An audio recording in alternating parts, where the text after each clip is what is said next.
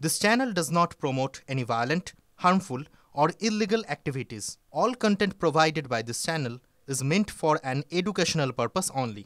Top quality और consistent performance के लिए सिर्फ सिल्वर पंप नाम याद रखना।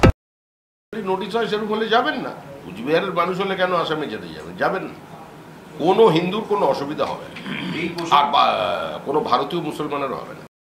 নির্বাচন কমিশনের কাজ করছে, তৃণমূল কংগ্রেসের কাজ করছে, আমরা আমাদের কাজ করছি। নির্বাচন কমিশনের দায়িত্ব হচ্ছে একটা ত্রুটিমুক্ত পরিচ্ছন্ন ভোটার তালিকা এবং অবাধ শান্তিপূর্ণ ভোটের আবহ তৈরি করে মানুষকে একটা উপহার দেওয়া। আমরা বিরোধী দল হিসেবে আমাদের সাধ্যমতো আমরা চেষ্টা করছি। আমরা 17 লক্ষ নাম এর মধ্যে জমা দিয়েছি, আরও জমা দেব।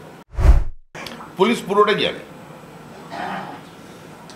এর মধ্যে পশ্চিমবঙ্গ পুলিশ কয়েকটা স্টেপও নিয়েছে, আপনাদের জানা নেই যে কিভাবে টাকা এক্সটর্শন করা হচ্ছে। আমি সমস্ত কিছু বলা সম্ভব নয়, এটা পুলিশেরও জানা আছে কোথায় তৈরি হয়, তৃণমূল নেতারাও জানেন। 7 কিলোমিটারের একটা পোরাস বর্ডার, একটা অবৈজ্ঞানিক বর্ডার, সেখানে যদি কেন্দ্র রাজ্য দুটো ফোর্সের জয়েন্ট অপারেশন না হয়, সেখানে যদি রাজনৈতিক ঐক্যমত্য তৈরি করা না যায়, জনসচেতনতার অভাব থাকে, তাহলে অনুপ্রবেশ বন্ধ করা কার্যত সম্ভব নয়।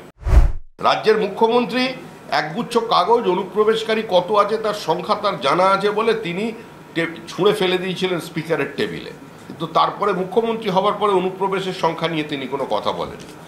বরঞ্চ 2011 পরে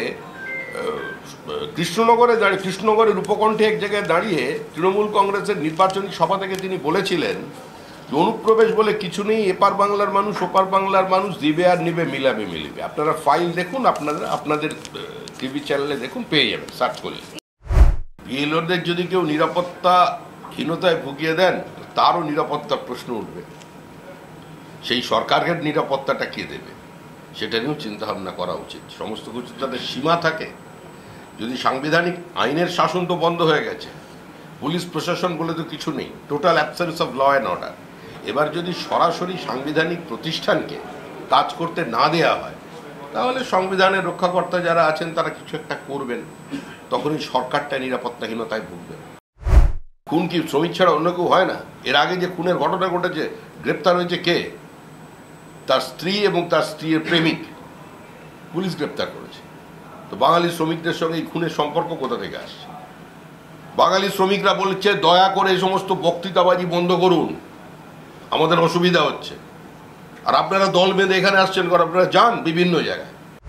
সুরাত থেকে যদি বাঙালি শ্রমিকরা এখন উঠে আসে না, তাহলে সুরাটের ইকোনমিটা বন্ধ হয়ে যাবে। সুরাত, আহমেদাবাদ, মুম্বাই থেকে যদি বাঙালি ডায়মন্ড সেটিং যারা করেন সেই কারিগররা যদি একবার হাত তুলে নেয়, তাহলে গুজরাটের ইকোনমি ধাক্কা খেয়ে যাবে।